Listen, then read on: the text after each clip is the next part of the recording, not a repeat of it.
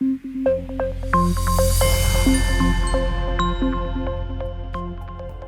and welcome to the very last chapter of The Effect. Now this chapter is the scary chapter. It covers all of the hidden assumptions that we tend to be making even when we don't talk about them, and that apply to pretty much every causal inference study, whether you are using one of our standard designs, whether you are not, whether you're just looking at an experiment. Sometimes even these different problems can pop up. So they are scary, they are something that we'd like to not talk about because we don't want to think about them, but we probably should. So let's talk about some of these things. And first, we're going to be talking about measurement and validity. In other words, we want to know, when is our data not really our data? So whatever research design we have, whatever theoretical model we have of the real world, in the end, we are doing empirical studies, which means that we are relying on data. Now, data is not falling from the sky. It has to be created or collected or something by humans. There is a process by which we have to get data out of the world and put it into our computer so that we can work with it. And that process is fraught with all sorts of issues, which means we need to think carefully about the measurements that we have, whether the variables that we have actually make sense, and also the sampling process for where the data came from.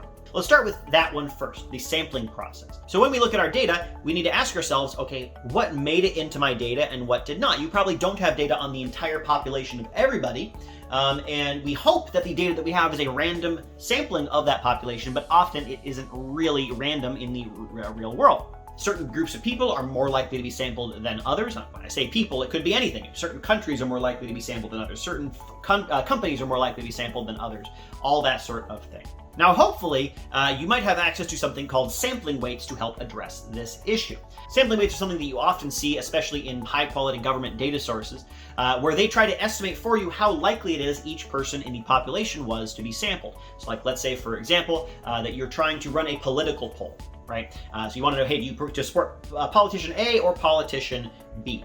And let's say that you happen to know that politician B is really supported by a lot of people who are really suspicious of the media. So if you call them on the phone and be like, hey, I'm doing a poll, politician A's supporters are going to be way more likely to pick up the phone and respond to you than politician B's supporters. And so in the data, you're going to be like, oh, politician B is losing a whole lot. Wow, look at that. And then voting day comes and it doesn't look like that was right at all, which is probably a sampling issue.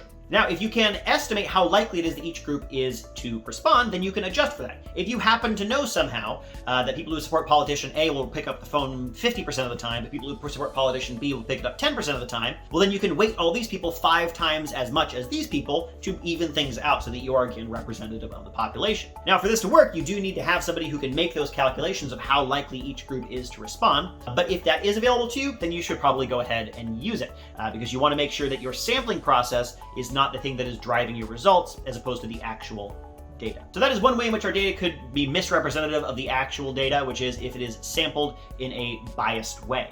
Next up, we can start thinking about the individual variables that we have themselves. When are the variables not the variables? This brings us to the idea of construct validity. We have a theory, right? We have a theory about how the world works that we have written down in our causal diagram.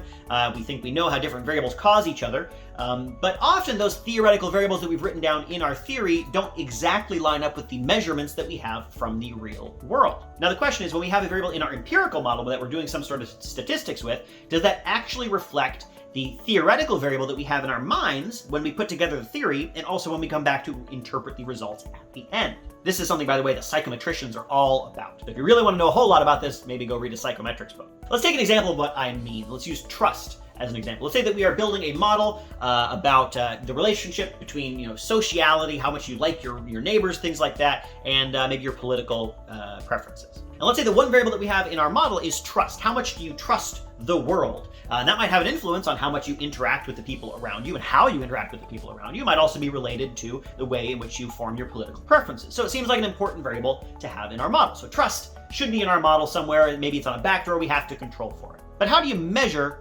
trust? What exactly would that mean? Anyway, how do you put a number on that? How do you even get it described accurately?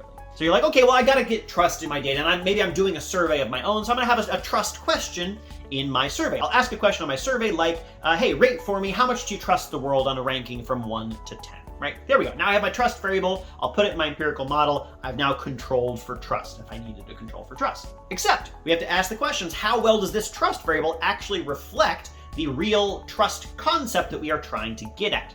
You got to ask yourself, Are people actually good at reporting their own trust levels? Do I really know myself well enough to be able to accurately say on a ranking of 1 to 10 how much I trust the world? Maybe somebody else would be better at making that ranking for me. Or maybe I am better at making it. Or if I am better at making it, am I still good at making it? I might be the best person, but I still might not do a very good job. Next, will people understand the rating scale and what the numbers mean? You asked me this question, rate it from 1 to 10. I'm like, well, what does a 2 mean? What does a 4 mean? What does a 6 mean? I don't know. I'm probably going to do a little bit of guesswork just answering your question, and therefore, even if I did actually know my own level of trust with the world, I might not write it down in the right way for you. Beyond that, people might just misunderstand the question in general. They might not know what you mean by trust. You might have a very specific academic concept of what trust means in your head, and other people are not going to know that. Is somebody just going to misunderstand the question? Are they not even going to know what trust means? Do they think trust means something different than you think it means? We don't even know if it's going to be that closely related to the idea of trust. It could be completely unrelated to your idea of trust. Maybe the answer you get will be more representative of how important somebody thinks trust is. So it's like, I don't really trust people all that much, but I think trust is really important, so I'll put 10, right? You can't force them to not think about the question that way.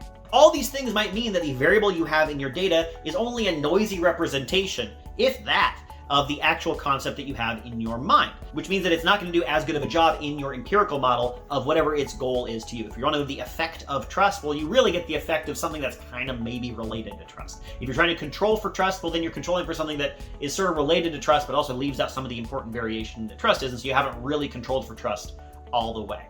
That's a big problem with construct validity. There's also a related question here that relates to the fact that we are studying people in general and that people know that they are being studied, which is the observer effect.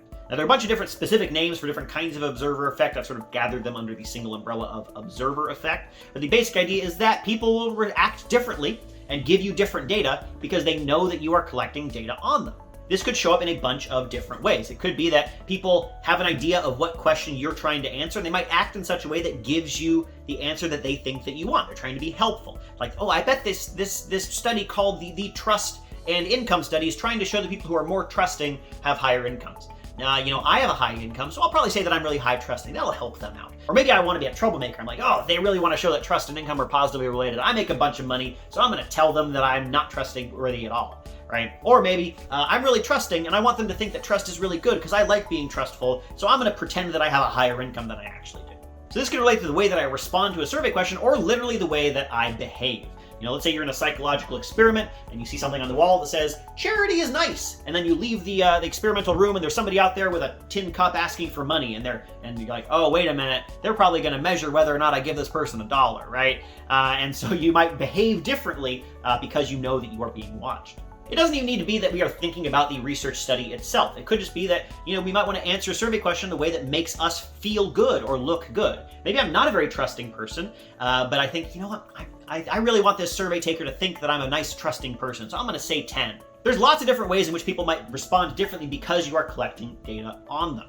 And keep in mind, even what we think of as very neutral data sources like governmental sources or something like that, those are often collected by survey and they might be subject to these same sorts of observer effect problems, right? If you look at the unemployment rate, which feels like something that just came from the sky, no, they had to ask people, hey, are you looking for work? And people might respond differently to that based on, what they think about the question. The last way in which the data might just not be our data is if we just make a mistake in handling the data. And this is something that happens all the time. Simply making data cleaning errors is something that happens. Right? We're doing empirical analysis requires coding. In the book, there's plenty of coding examples.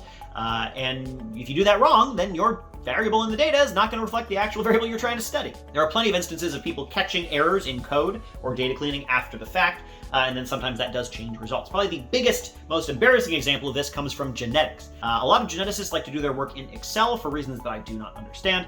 The problem is that Excel likes to convert things that it thinks are dates to dates. So if you put in something like dec-12, it will be like, oh, December 12th. I'll turn this into the date of December 12th. This is a problem because a lot of genes in genetics have names that sound a lot like dates, like oct10 or whatever, right? And so you put your genetic data into Excel, it turns everything into dates, and then suddenly your analysis doesn't work anymore. This was such a huge problem that they actually had to change the name of some genes so that they didn't look like dates anymore. They did that rather than stopping using Excel. That's certainly not the only example of data cleaning problems leading to the data being wrong, but it is one big one. All right, so those are some of the scary things that we might have to deal with. We're looking at our data set, and we always have to wonder, is this data actually the thing that I want it to be? And that's something that you need to keep in mind. Thank you.